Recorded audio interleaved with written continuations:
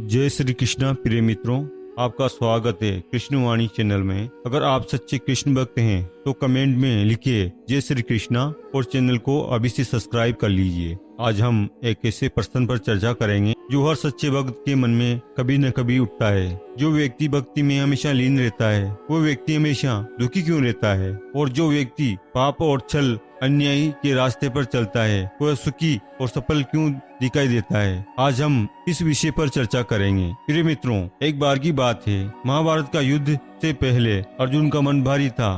वो श्री कृष्ण के साथ अकेले बैठा था और धीरे से बोला, हे माधव, मैं एक बात समझ नहीं पा रहा हूँ। जो लोग आपका नाम जपते हैं, पूजा करते हैं, सेवा करते हैं, उन पर दुख और कठिनाइयाँ टूट पड़ती, और जो लोग आपके मार्ग पर नहीं चलते वो सुखी और निडर क्यों नजर आते हैं। श्री कृष्ण हल्के से मुस्कुराए और कहा, उनकी आंखों में करुणा और होठों में दिव्य मुस्कान थी। हे पार्थ, ये प्रश्न बहुत गहरा है और इसका उत्तर तुम्हें तभी समझ में आएगा जब तुम ईश्वर को संसार के दृष्टा भाव से देख पाओगे। हे पार्थ, आओ आज मैं एक कथा सुनाता हूँ। एक नगर में दो व्यापारी रहते थे। पहला व्यापारी धर्मात्मा था, गरीबों को भोजन करवाता था और कभी किसी से छल नहीं करता था। दूसरे व्यापारी लालची था, झूठा कपड़ों का उसका रोज का काम था।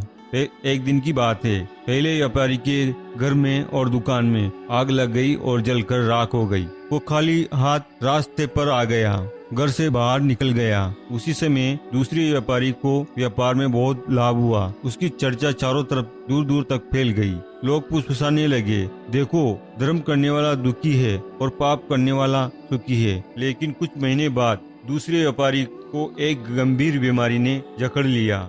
उसने अपना सारा धन इलाज में खर्च कर दिया। दोस्त, रिश्तेदार सभी दूर चले गए। दूसरी ओर गरीब हो चुका धर्मात्मा व्यापारी एक दिन रास्ते में एक वृद्ध बीमार भिखारी को देखता है। उसका दिल अंदर से पसीज जाता है। वो देखता है, बिल्कुल वो व्यक्ति निर्धन था और असहाय था। वो अपने पास बचा हुआ थोड़ा सा अन्न उसे दे देता है और कई दिनों तक उसकी सेवा करता है। कुछ समय बाद राजा को उस वृद्ध के बारे में पता चलता है। वो वृद्ध राजा का पुराना गुरु था। राजा अपने गुरु की सेवा करने वाले व्यापारी को बुलाता है, उसे सम्मान देता है, धन देता है और अपना सलाहकार बना लेता है। श्री कृष्ण ने अर्जुन की आंखों में देखते हुए कहा, हे पार्थ, कभी कभी दुख में बड़े संकट से बचने का साधन होता है। जैसे एक छोटा सा कांटा तुम्हें गहरे खड्डे में गिरने से रोक देता है, और सुख कभी कभी ऐसा मोह है जो व्यक्ति को धीरे धीरे पतन की ओर ले जाता है। भक्ति का मार्ग आसान नहीं होता। ये फूलों की सेज नहीं है, बल्कि आत्मा को तपाकर चमकाने वाला मार्ग है। ईश्वर हमेशा वही देता है जो हमारे आत्मा की उन्नति के लिए आवश्यकता है। तो प्रिय मित्रों, अगर जीवन में दुख आए तो ईश्वर की योजना समझना, क्योंकि हर कदम पर हमें ईश्वर मोक्ष के करीब ले जाता है। और अगर आप सच्चे कृष्ण प्रिय भक्त हैं तो कृष्णवाणी चैनल को अभी सब्सक्राइब कर लीजिए।